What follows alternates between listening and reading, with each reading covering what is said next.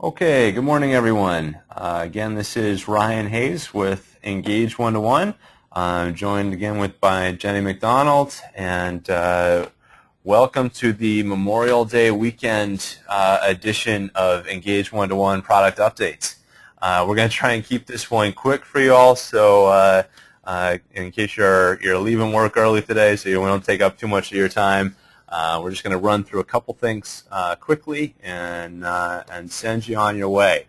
So today's we're going to start with a FANlet that we recently finished for one of our clients, and then we're going to run through a couple of new things that have recently been added into customer care. Just some real quick updates there. And then recap where to find and how to use the product training schedule, so that if you would like further detail, more in-depth training on any of the things that you've seen during our weekly webinars, you can do that and sit in on those as they go on continually throughout the week. So we're going to start with the FANlet of the week. I'm going to move over to Facebook here and the Rockefeller Center page. Rockefeller Center is a client of ours by extension of their agency. So their agency came to us and wanted to do a contest, a photo contest. So as you can see, they've got it posted here on their front page, the Ground Up Contest. And I'm going to switch over into the actual contest. And the way this was put together, they provided us, as we usually do for our FANlet projects, they provided us with some Photoshop documents, some PSDs of the design that they wanted to implement, and we identify the things that are variables, what they want to be able to change in that template, and what should be fixed in the template. So we've this front page here is just all one big image that they can swap out at any point. It's just one of those, one of the assets in the template when they're actually in Speak and Engage. So this they can swap out at any point. It's just one big image. It can be as long as they want. It'll just continue to extend down the page, but it is set up for that 810 pixel width. So we've got that front page for them, and the idea behind this particular contest is they want you to take pictures in front of the various landmarks at Rockefeller Center, and then they will be picking winners to win 2 tickets to Top of the Rock. So there actually isn't voting in this particular contest because they are going to pick the winners on their own.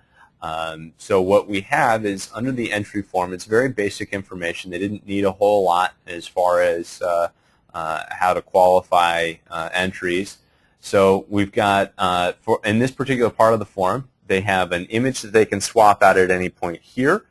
So they always are able to reflect what the current landmark is on the entry form.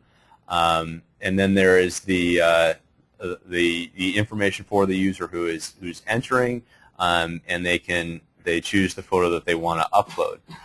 We do have this limited that they can only upload once per cycle. So this isn't actually on a straight date limit. But it's actually it's set by the agency when they post this contest. They designate which cycle they're doing. So they just put a cycle number in. So right now they're in cycle 1, and when they post their next landmark, they'll change the cycle number to cycle 2. So that's why they're able to organize everything and easily manage the rules of when someone can enter again with the new photo. And then they have the terms and conditions are a link, so they can just update that URL if there's ever any modifications to the terms and conditions that they have to provide. So once a user actually submits an entry here, the entries go into their Engage121 account, into the library, into the FANlets area where they can approve or reject the entries. And at this point, they don't have any entries to display here, but what will come up are entries that display the name of the person who entered, the photo, and then it will have a like button as well. So they're managing what actually shows up on the entries page. They just approve or reject actually in their library, and those photos will then appear here on the entries page. Additionally, what we set up for them is the ability to select one winner out of every cycle. And when they have selected an actual winner, we'll have a new tab show up here for the winners. But since there weren't any winners yet, we hid that tab for them. So as this goes on, they'll be able to continually update. This is going to run for quite a while. I think it's 6 months or so that they're going to be running this contest. So they'll go through a variety of landmarks, have a variety of entries and winners to display here.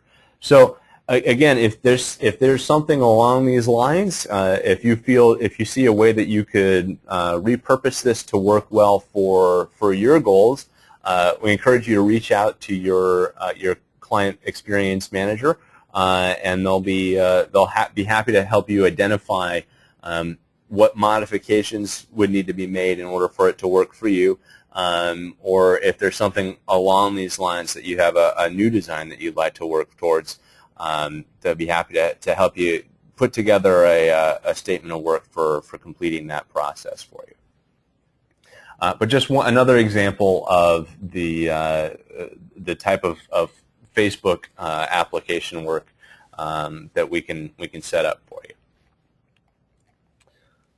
So the next thing we're going to take a look at are some new modifications to the customer care module.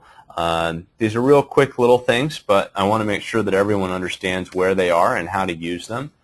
So we'll go back to our browser, go to Explore, or go to Engage, and I'm going to start off with the email alerts for new case assignments and new activity on cases.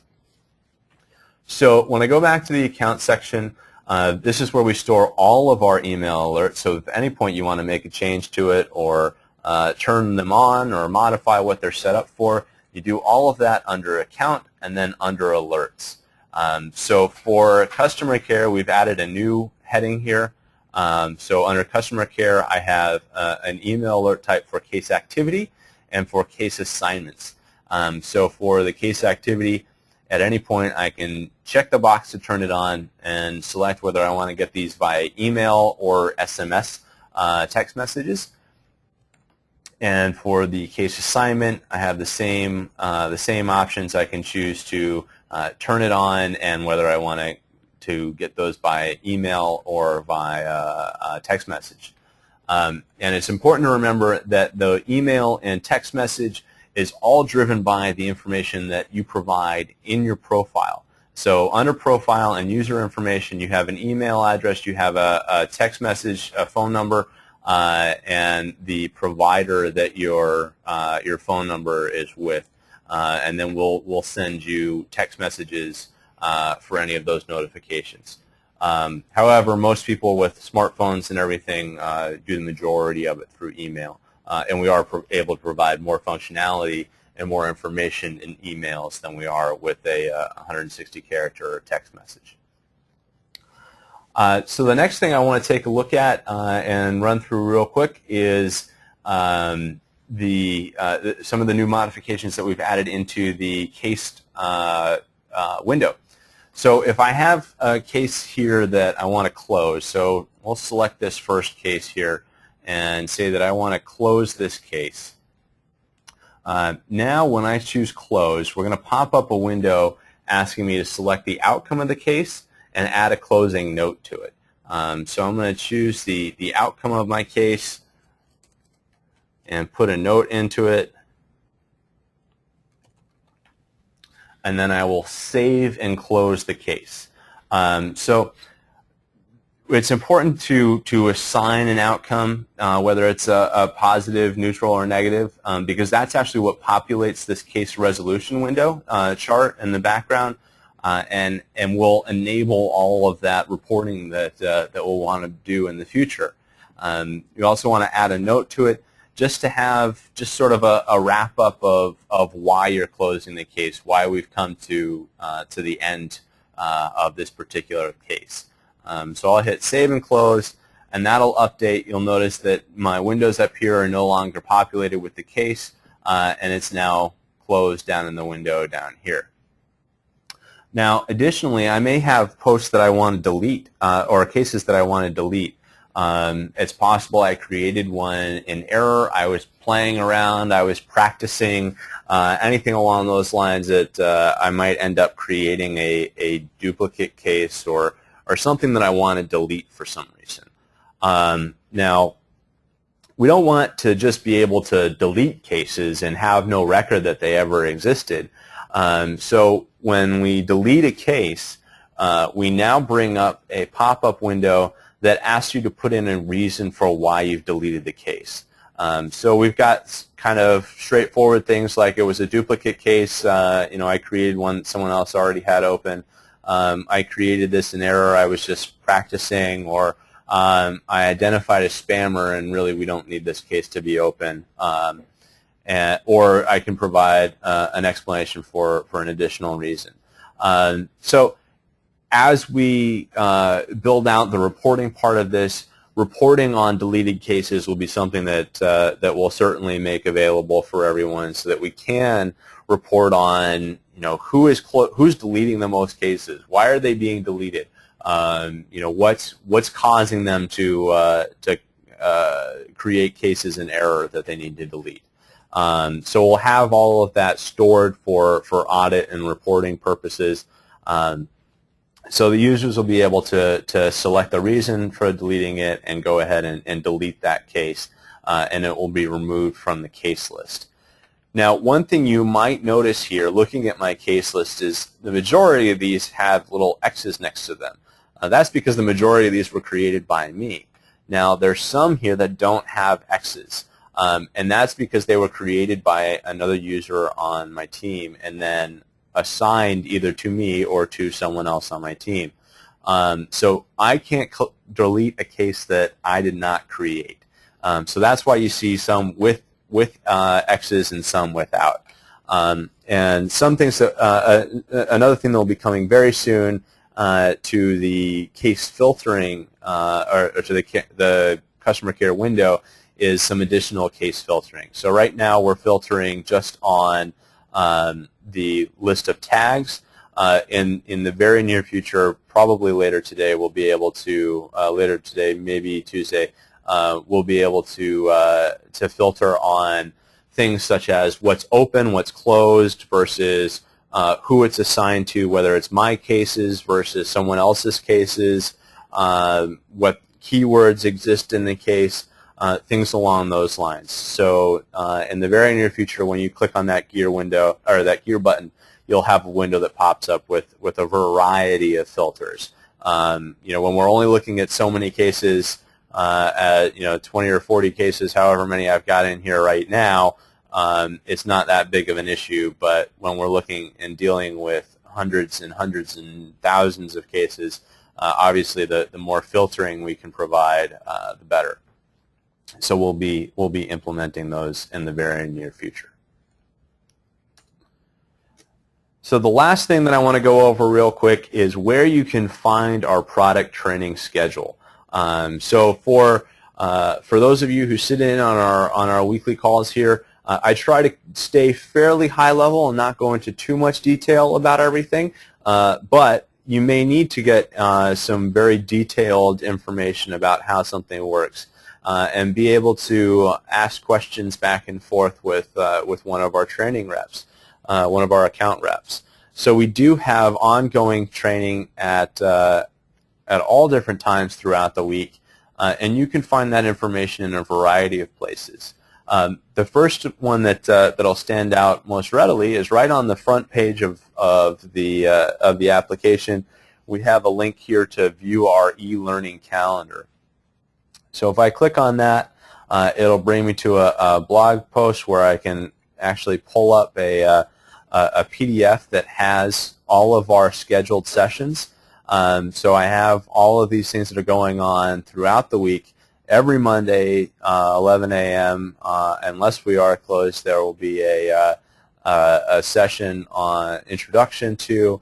Then in the afternoon, it'll be how to build Facebook apps and so on. So we have all of these things continually going on throughout the week. For example, if you want more information on customer care, creating cases, and case management, we have a listing of webinars that will be going on throughout the week or throughout the month and into the future. And at any point, if you find one of these that you want to register for example, if I want the one from the 31st, I can click on that, and it'll take me to a registration page for that, just like the one that you went to register for this webinar. So you'll get those email notices that come out of it, letting you know, reminding you that there's one coming up, as well as giving you the links for it. One important thing to remember here is that if you are registering for a webinar, that registration link, or the link that you get back for accessing the webinar, is unique to you. So don't give that link to anyone, but this form here is open, so if you do have other colleagues that need to sit in on those webinars, send them this link to that registration page, or the link back to our training schedule, and have them follow the links and register themselves. Or you can fill out the form for them so that they get the registration link. But that link that you actually get in your email to access the webinars is unique to you, so we do need to make sure that you don't forward that on to other users. So you can find it there on the front page of the application. It's also posted about regularly in our blog post, in our blog posts. So you can always find, if you click over to www.engage121.com and click over to our blog, you'll always be able to find posts that reference the e-learning calendar. So we do encourage you to sit in on as many of those as you can to make sure that you're seeing all of the different features that are available to you. Since most of mine are focused on new features and not so often recapping features that have been there for maybe some time. But at any rate, that's what we've got for today. We did want to keep it short for all of you, as it is a holiday weekend. If you do have any questions or feedback about our weekly webinars, other things that you'd like to see us cover in the future, please reach out to Jenny, tweet us at Engage121, find us on Facebook, or certainly you can always communicate with your customer experience representative, and we look forward to hearing what you'd like to see covered, and if you do have feedback on the sessions that we conduct every week. At any rate, everyone have a great, safe weekend, and we'll be back in the office on Tuesday.